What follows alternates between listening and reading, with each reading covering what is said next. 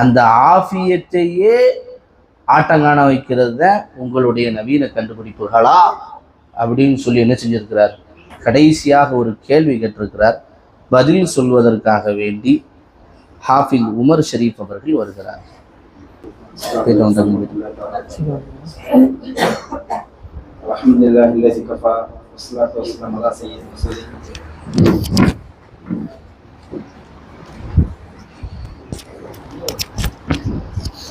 قال تعالى والخيل والبغال والحمير لتركبوها وزينة ويخلق ما لا تعلمون صدق الله العلي العظيم. கண்ணியத்துக்குரியவர்களே, தம்பி ரொம்ப அழகா பேசினாரு. நவீன கண்டுபிடிப்பு பேசினாரு. முதல்ல சொன்னாரு பண பறிமுதல் அவர் சொன்னார். ஆனா அது பண பரிவர்த்தனை. அந்த நேரம் நமக்கு ஒரு விஷயத்துல குறைக்கப்படுது அப்படின்னு நம்ம சொல்றோம். அவர் சொல்றாரு, என்ன சொல்றாரு, பணங்கள்லாம் வேம காலி ஆகுதுன்றாரு. அந்த பணங்கள் காலியாக நம்ம டைம் செலவழிக்கக்கூடிய நேரத்தை என்ன செஞ்சிடலாம், அந்த பணத்தை சம்பாதிச்சிடலாம். ஒரு மணி நேரம் அங்க போய் நிக்கிற நேரத்தை என்ன செஞ்சிடலாம், ஒரு செகண்ட் வேலை பார்ப்போம், அந்த ஒரு அடுத்த 1 hour அதே பணத்தை டபுளா சம்பாதிச்சிடலாம். அந்த அளவுக்கு வல்லமை இன்னைக்கு காலங்கள்ல இருக்கு. சம்பாதிச்சிடலாமா? சம்பாதிச்சிடலாம் பாருங்க. ரெண்டாவது யாரு செலவழிக்க சொன்னான்னு கேட்கிறாரு. ஜிபே குழந்தைகளை யூஸ் பண்றாங்க அப்படின்னு அல்லாஹ் சொல்றான். சொல்லிட்டேன்னா யார் பின் நம்பர் ஏன் சொல்ற அப்படின்னு சொல்லி நீங்க அஃபலா சிந்திக்க வேண்டாம் ஒரு விஷயங்கள் அப்படின்னு ஒரு நவீன கண்டுபிடிப்புன்றத நம்ம என்ன செய்யணும், முதல்ல சிந்திக்கணும். இவ்வளவு தெரிஞ்சு நம்ம குழந்தைகள் ஜிபே நம்பர் கொடுக்கணும். அப்ப அங்க என்ன யூஸ் பண்ணணும்னு கேட்டா முதல்ல நம்ம அறிவை யூஸ் பண்ணணும். அதுக்கு உண்டான அறிவுகளை நம்ம பயன்படுத்திக்கிறணும். அப்ப அழிவுக்கு காரணம் அறிவுதான். மீன் சாப்பாடு இருக்கு அப்படின்னா நம்ம என்ன செய்யறோம், முள்ளை எடுத்து போட்டுட்டு மீனை மட்டும் தான் சாப்பிடுவோம். இல்ல முள்ளு இருக்குங்க அதனால மீனே சாப்பிடக்கூடாது அப்படின்னு யாரும் சொல்றது இல்ல. மீன் சாப்பாடு அந்த அழிவை நம்ம என்ன செய்யணும், அடுத்து சொன்னாங்க டெலிவரி பாய் வீட்டுக்கு வராரு, மக்கள்கிட்ட பேசுறாரு அப்படின்னு. நீங்க நல்லா சொல்லுவோம், யாரு வீட்டுல டெலிவரி பாய் ஜாமான் வாங்குறாரு, பொருள் கொடுக்குறாருன்னு. நம்ம ஆர்டர் பண்றது இல்ல. யாராச்சும் ஒரு ஆள் நான் ஆர்டர் பண்றேன், வீட்டுக்காரங்க ஆன்லைன்ல பொருள் வாங்கி வீட்டுக்கு வைக்கிறாங்கன்னு சொல்லுங்க, யாருமே இருக்க மாட்டோம். ஒரு இடத்துல நடக்குது, அதை அவர் ஆமா சொல்லியிருக்காரு, அவ்வளவுதான். ஆசுன்னு பார்த்தோம்னா நம்ம குடும்பத்துல இருக்காது. நாடு ஒரு வேலை நீங்க யாரும் போய் வாங்க மாட்டேன், வாங்க மாட்டேன். நம்ம மக்களை யாருமே வாங்குறது இல்லை. ஆனா அவர் பெண்கள் வாங்குறாங்க அப்படின்னு. ஏன் நம்ம பெண்கள் அல்லாஹ்வுடைய தேவையில் ஒழுக்கமான பெண்கள், ஷரியத்துகளை தெரிஞ்சவங்க, அப்படி என்ன செய்ய மாட்டாங்க ஒருபோதும். அதனால அப்படிப்பட்ட யாரும் என்ன செய்ய மாட்டாங்க. ஒன்ன வச்சு அப்படி சொல்லக்கூடாது, ஒன்னு ரெண்டு அப்படி இருக்கத்தான் செய்யும். எல்லாத்தையும் சொல்றது என்பது சொல்லிட முடியுமா? அதுக்கு அல்லாஹ் தஆலா நவீனத்தை கொடுத்தது என்பது மனிதர்களுக்கு மிக மிக முக்கியம். மனிதருக்கு என்னென்ன தேவை, இந்த காலங்களில் இவருக்கு என்ன தேவை என்பதை கருத்துல கொண்டுதான் அல்லாஹ் தஆலா கொடுத்திருக்கான். இது மனித கண்டுபிடிப்பு அல்ல. அல்லாஹ் தஆலாவால் மனிதனுக்கு என்னென்ன தேவையோ அது மனிதர் மூலமாக கண்டுபிடிக்கப்பட்டதுதான் இந்த நவீன ஏற்பாடு என்பது. நவீனம் என்பது மார்க்கத்தை மட்டும் உலகத்துல மட்டும் கிடையாது. மார்க்க விஷயங்கள் அதிகமா பாத்தீங்கன்னா அல்லாஹ் தஆலா இது மூலம் நிறைய விஷயங்கள் கொடுத்திருக்கான். நிறைய சேவைகளை இந்த நவீன கண்டுபிடிப்பு செஞ்சுக்கிட்டே தான் இருக்குது. இஸ்லாத்துல இந்த யாருக்கெல்லாம் இஸ்லாத்தை பத்தி தெரியலையோ அவர்கள் இதை புரிந்து கொள்கிறார்கள். யாருக்கு இஸ்லாத்தை பத்தி அறவே தெரியலையோ அவர்களுக்கு புரிய வைக்க பயன்படுகிறது இந்த நவீன கண்டுபிடிப்பு என்பது. இன்னைக்கு பார்க்குறோம், ஒரு விஷயம் நமக்கு தேவைப்படுது அப்படின்னா நம்ம கிதாபுகள் எடுத்து பார்ப்போம்.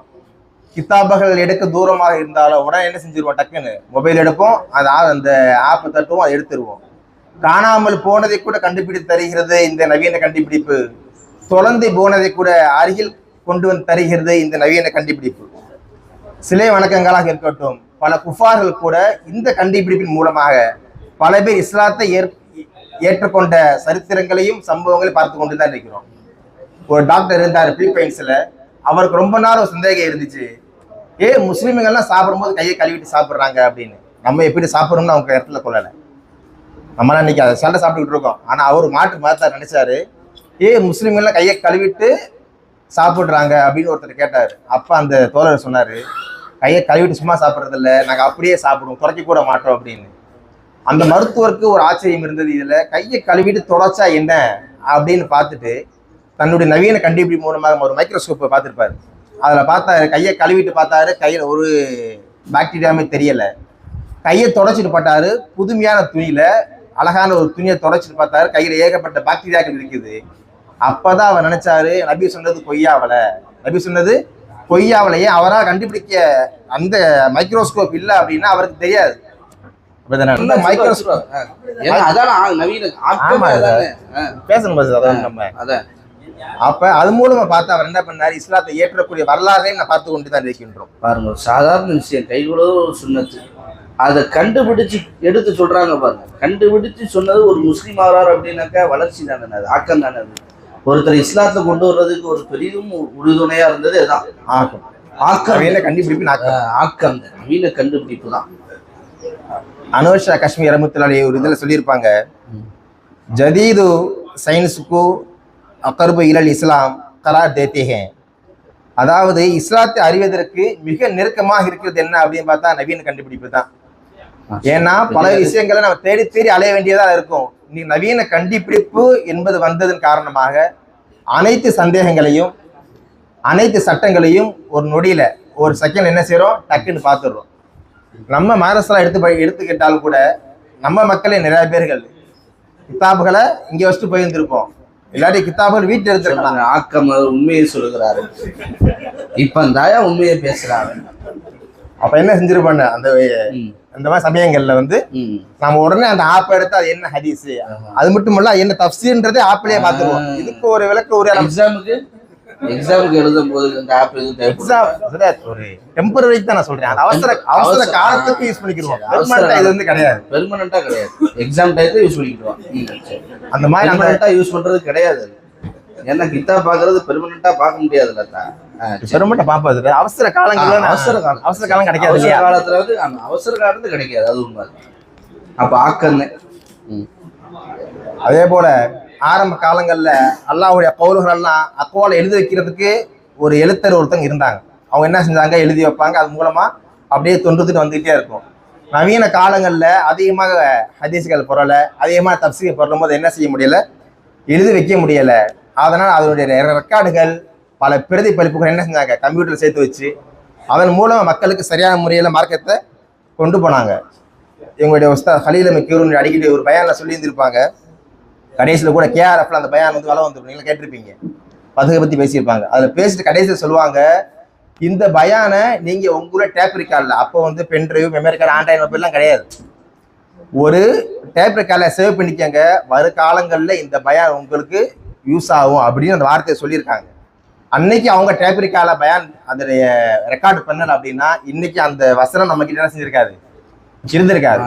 ஒரு பேப்பர் எழுதி வச்சிருந்தாலும், ஏன்னா பெரிய உஸ்தாத் அவங்க மாணவர் மத்திய எழுதி வச்சிருந்திருக்கலாம், திறமையான மாணவர் நிறையா பேர் இருந்தாங்க, அவங்கள மனப்பாப்பி வச்சிருந்திருக்கலாம். இருந்தாலும் அந்த உஸ்தாத் சொன்னாங்க, நீங்க டேப் ரெக்கார்டு பண்ணி வைங்க, நாளேழு இது உதவும்னு சொன்னாங்க. இன்னைக்கு நம்ம என்ன செஞ்சுட்டு இருக்கோம், 15 வருஷத்துக்கு முன்னாடி வச்சிருக்கவங்க இல்லை, நல்லா தப்பாங்கெல்லாம் பண்ணிக்கிட்டோம்.